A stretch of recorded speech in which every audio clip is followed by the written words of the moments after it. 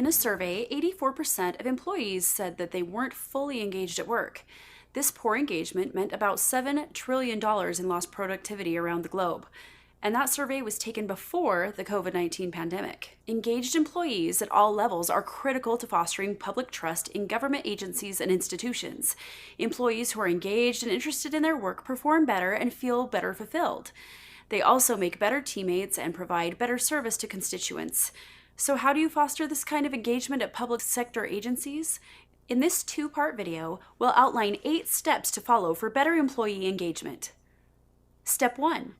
Take the pulse of employees. In order to improve engagement, you need to know how engaged your workforce is. This requires measurement and analysis. Many government organizations are hesitant to conduct such queries because they fear they will learn that employees are not engaged and are highly dissatisfied with their work. These findings could also become public knowledge. It takes courage to conduct such surveys, but agencies can't manage what they can't measure. Leaders should take the first bold step and determine a baseline. When measuring engagement, research shows the most effective way is to survey employees on how they feel about their work environment and the organization's culture. Step 2. Start with engaged leaders. Another challenge that many agencies face is leadership engagement. Leaders often focus on decisions at the highest levels but forget about the people in the ranks doing the work. Organizations that have leaders and managers who are effective communicators can expect to have more highly engaged employees, higher job retention rates, and an easier time attracting new employees. An article in the Harvard Business Review shares key qualities of engaged leaders. Engaging leaders step up, opting to proactively own solutions where others cannot or do not. They energize others, keeping people focused on purpose and vision with contagious positivity. They connect and stabilize groups by listening, staying calm, and unifying people. They serve and grow by empowering, enabling, and developing others. And they stay grounded, remaining humble, open, candid, and authentic in their communication and behavior. Step 3. Strengthen communications channels. Leaders need to be visible and use a variety of communication strategies, especially in a remote work environment.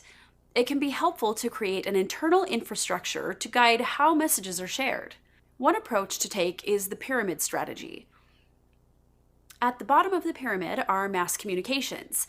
It contains all the general channels to reach employees, such as emails, digital signage, and the internet. The middle of the pyramid is the manager as messenger communications. Mid-level managers are provided guidance and support materials for disseminating information to their respective teams. Managers play a key role in helping employees feel engaged, but communication in this middle level is often the greatest hurdle. It's where messages get stuck. Leaders may require special training so that good communication becomes routine. This engagement is crucial. When employees are connected and engaged, organizations see a 20 to 25% increase in productivity. At the top of the pyramid are executive communications. Video broadcasts, podcasts, and other communications should be designed to keep employees engaged, focused, and moving in the right direction. Town halls are a great way to reach employees. With the rising prevalence of video, town halls are easier to coordinate and host than ever before. Plus, they offer both live and on-demand viewing options to accommodate staff schedules. Messages from executives help cultivate a sense of trust in the workplace and help leaders become more relatable and accessible. In short, video brings leadership to life. Step 4. Let two-way communications flow. Not only do leaders need to have effective communication channels that carry information to employees, but they need to ensure communications can travel back from employees to senior leaders. To do this, however, there must be no fear of repercussions. Managers should establish a safe place where employees can voice their opinions without being afraid of putting their job or position at risk. Organizations must listen to the feedback employees provide.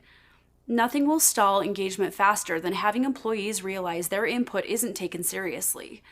Leaders must also be honest and transparent with employees by sharing both good news and bad. Two-way communications should not be limited to formal settings.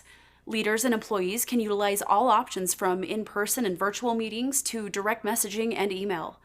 Collaboration tools like Microsoft Teams and Slack are also effective in maintaining this fluid flow of communication. Gallup research shows that while 72% of organizations use social technologies in some way, very few are anywhere near to achieving their full potential benefit. Agencies can take stock of their existing tools and work with employees to find the most effective ways to communicate. This improved communication brings better engagement. Check out Part 2 to learn the last 4 steps of improving employee engagement in the public sector.